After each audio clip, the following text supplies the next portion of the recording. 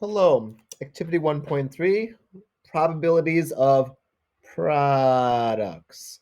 So we're talking multiplication here, not sums, so addition, not addition. The square spinner shown is spun twice, and the result of the two spins are multiplied together to produce a product that is recorded. Determine all the possibilities for obtaining the products using a list. Okay, so if my first spin is 1, my second spin could be 1. My first spin is 1, my second spin could be 3. My first spin is 1, my second spin could be 2. My first spin is 1, my second spin could be 6. Now I've got to do that with the other ones. If my first spin is 3, my my second spin could be 1. First spin's 3, second spin's 3. First spin's 3, second spin's 2. First spin's 3, second spin is 6. First spin is 2, second spin's 1. First spin's 2, second is 3. First spin's 2, second is 2. First spin is 2, second is 6. Last. First spin is 6, second is 1. First spin is 6, second is 3. First spin is 6, second is 2. First spin is 6, second is 6. You don't have to go in that order. It was just kind of making sure I went through. Okay. And if I look at this, I see that there are 16 possibilities. And so there's 4 chances on the first spin. There's 4 outcomes on the second spin. And 4 times 4 is 16. Okay. Now I want to be able to make an array to show all of these possibilities in a slightly different way. So I could spin a 1, a 2, a 3, or a 6. I could spin on the second spin a 1, a 2, a 3, or a 6. Okay? And the outcomes are going to look like this. 1 times 1 is 1, 1 times 2 is 2, 1 times 3 is 3, 1 times 6 is 6. 2 times 1 is 2, 2 times 2 is 4, 2 times 3 is 6, 2 times 6 is 12. 3 times 1 is 3, 3 times 2 is 6, 3 times 3 is 9, 3 times 6 is 18. 6 times 1 is 6, 6 times 2 is 12, 6 times 3 is 18, 6 times 6 is 36. Okay? Then it says I should list the sample space. All right, so the sample space here is going to be all of my products. So my products include, could have 1, I could have 2, I could have 3, I could have 4, I could have 6, I could have 9, I could have 12, I could have 18, or I could have 36, according to what I'm seeing there in my sample space right there. Okay? Let's see here.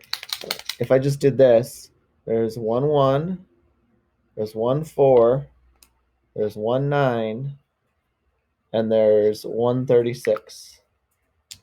Then if I keep looking at that a little bit longer, I see that there's also 1, 2, or 2 2s, 2 2s, 2 3s, 2 12s, and 2 36s. And then I see that there are 4 6s as products here. Okay. Again, the patterns here with all this probability stuff are very interesting. To me, it's kind of interesting to find those. Okay. Are all the outcomes equally likely? No. Explain your calculations.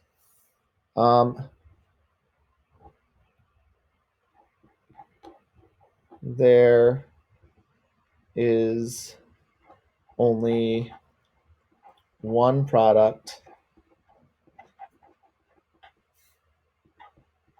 for some 1, 4, 9, 36. Isn't that also interesting? 1, 4, 9, and 36 are all squares. They're perfect squares. 1 times 1, 2 times 2, 3 times 3, 6 times 6. Okay? There are two products for others. So if I'm looking at this, that would be the 2, 3, 12, 18. And then there are 6 products of 6. Okay? And so we'll pause it right there. We're getting with activity 1.3. All right, so question number 5 says calculate the probability of each product. Record your answers in the table over here. And so for the outcomes, I look at my sample space and I could have 1, 2, 3, 4, 6, 9, 12, 18, and 36. Okay. For my probabilities then, I know from my array there are 16 possibilities or 16 products. And so all of my probabilities will be over 16. And then just kind of have to list them by how many there are. So there was 1 out of 16 for 1. There was 2 out of 16 for 2. I could write it as 1 over 8. There is 2 over 16 for 3. There is 1 out of 16 for 4. There is 4 out of 16 for 6, which I could write it as 1/4. There is 1 out of 16 for 9. There is 2 out of 16 for 12. There is 2 out of 16 for 18. And there is 1 out of 16 for 36. Okay? So, done. Number 6 says, did you calculate the experimental or theoretical probability? All right. Theoretical probability.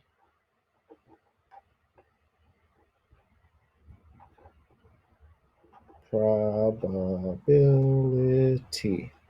Explain how you know. We never did an experiment.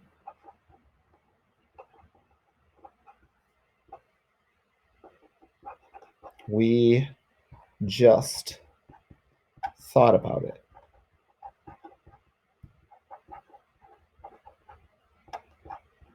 Okay. So basically, when we do something, when we do an experiment, then that's experimental probability. We don't do it if we're just thinking about it. It starts with the T. Theoretical starts with the T. Then we're finding the theoretical probability more than likely. Okay. If they show you an experiment, then it's experimental probability. Or if they show you the results from an experiment, then it's experimental probability. Next,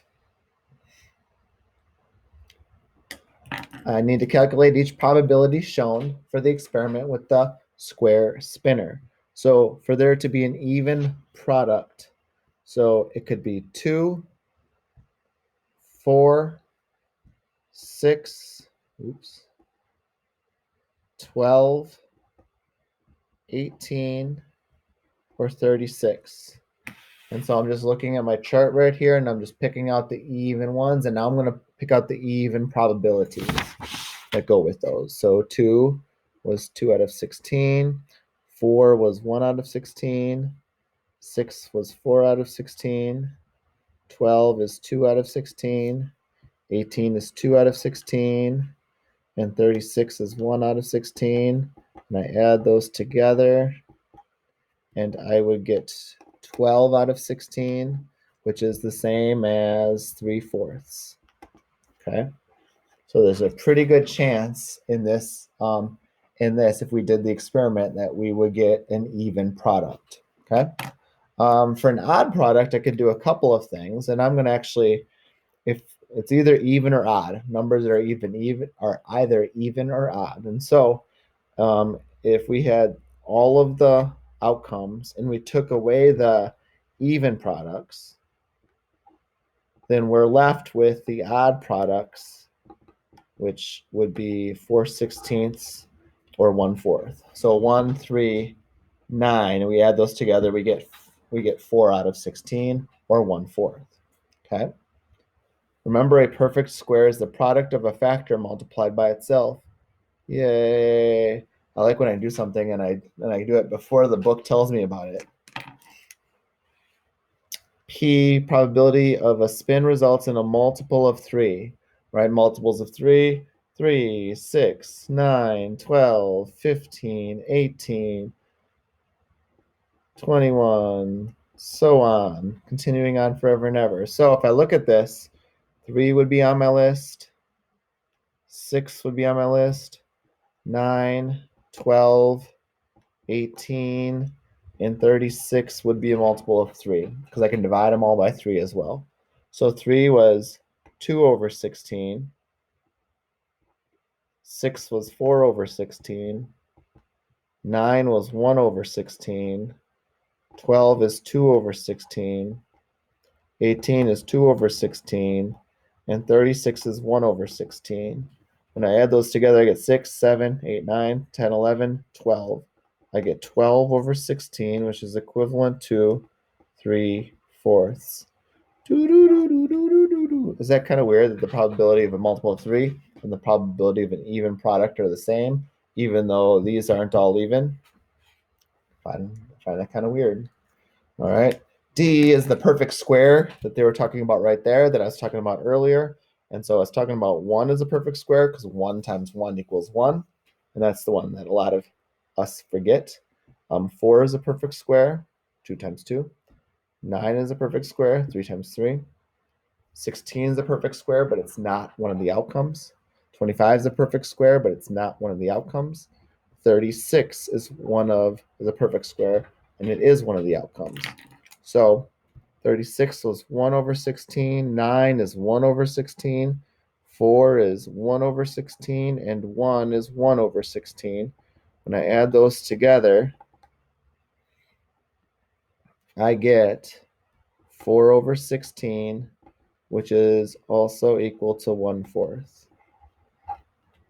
Okay. Last, I have a probability that is less than 50.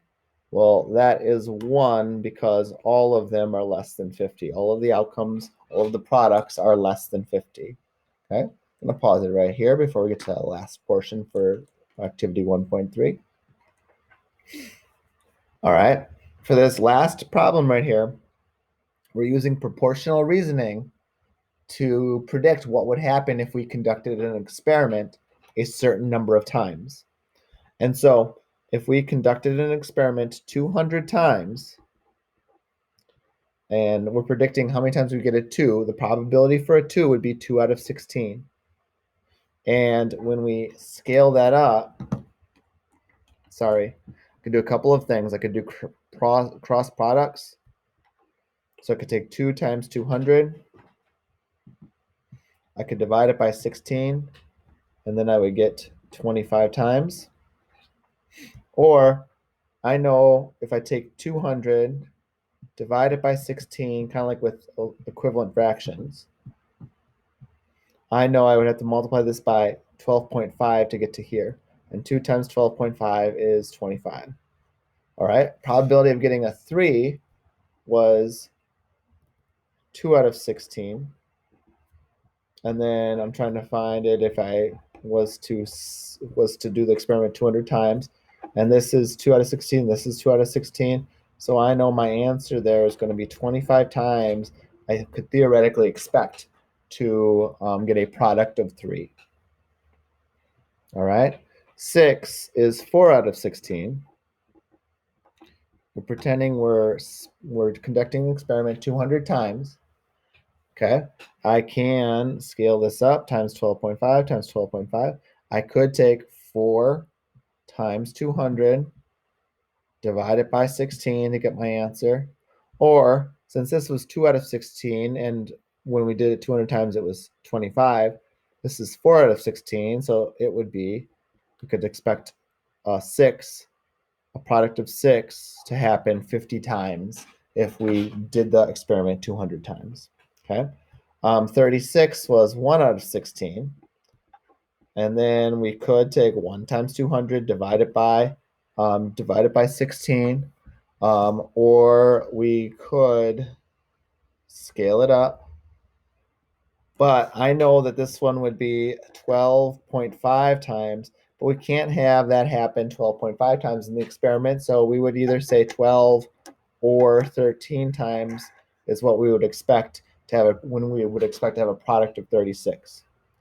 For an even product, I go to the last page. An even product was happening 12 out of 16 times, or 3/4 of the time. So I could have 12 out of 16, and that would be equal to over 200.